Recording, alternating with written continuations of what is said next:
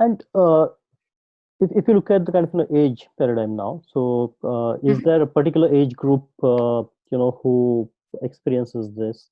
I mean, it would be good if you can kind of give me some sort of insights for 55 and over. Mhm. What and abused. What are the specific characteristics of that? And then the young ones, 18 to 24 years. Um, who may have a bank account or they have ID address proof, but why they are Yeah. excluded and abused. Yeah. Okay, so just as an overall, so with domestic abuse, the group most at risk are 16 to 24-year-olds overall. And so that's quite interesting for your young cohort that you're Mhm. looking at, because that is the group of people in society who are most at risk to experience domestic abuse. And lots of people often think it's older people, which is it's a bit of a misconception. So it definitely is younger people. That doesn't mean to say older people don't experience it. Absolutely, anyone of any age can experience domestic abuse, economic abuse.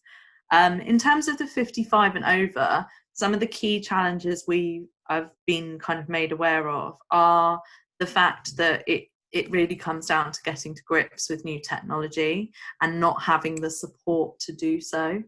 So quite often we'll be contacted by, or an organisation will contact us about a victim who's particularly isolated. Perhaps they live, in a rural area or not. They live in London, but they're isolated. They don't have a social support network. They've left an abuser. They're on their own, and they don't have They don't. They've never been told how to use a computer. They've never been shown.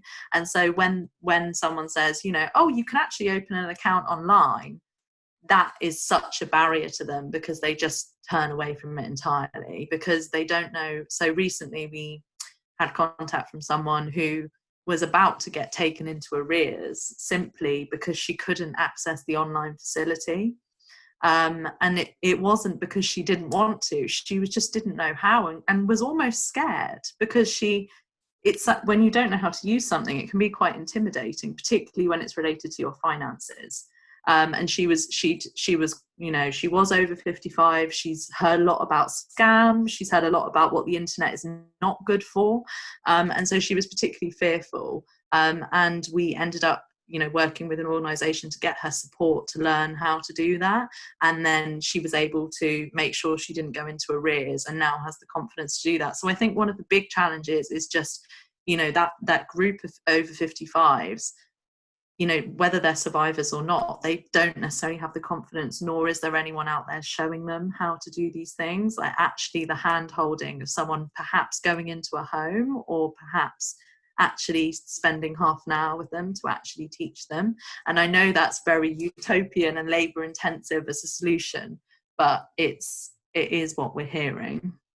In terms of the 18 to 24-year-olds, some of the reasons I think they are unbanked are, again, I think a lot comes down to financial education. So our training officer has done a lot of work in this area in previous roles, and one of the kind of biggest issues we've sort of found with younger groups of survivors is that quite often, as I said, abuse can start from 16. 16 to 24 is the most prevalence group. And if the abuse starts at 16, perhaps someone hasn't even entered this world of using a bank account yet. So by the time they hit 18, they already have a set of financial behaviors which have been established by an abuser. For example, you don't need a bank account. Just let me manage the money. I'll just give you some money every month. It's fine. And so once those behaviors start early on, I think that's one of the key challenges why this, survivors of economic abuse might be unbanked, is because the abuse starts at that point, and they are shown a set of financial behaviors that are not congruent with being banked, because that would enable a survivor financial freedom, financial independence. So often, in economic abuse generally, the abuser will seek to limit the survivor's opportunities to access financial independence, and a bank account is one of them. And so if at that kind of early age, someone is being conditioned that they don't need a bank account, don't worry, or we have a joint account, but you don't need a card, I only need a card. Or perhaps the abuser says, we were only given one card, things like that. If someone doesn't have that information and knowledge about it, they can very easily believe these are just the way things are.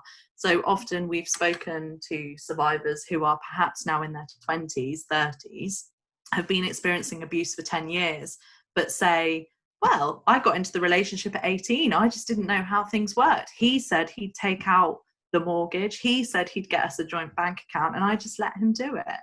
And then the abuse starts, and then that becomes an issue. But I think that's the issue for the younger group.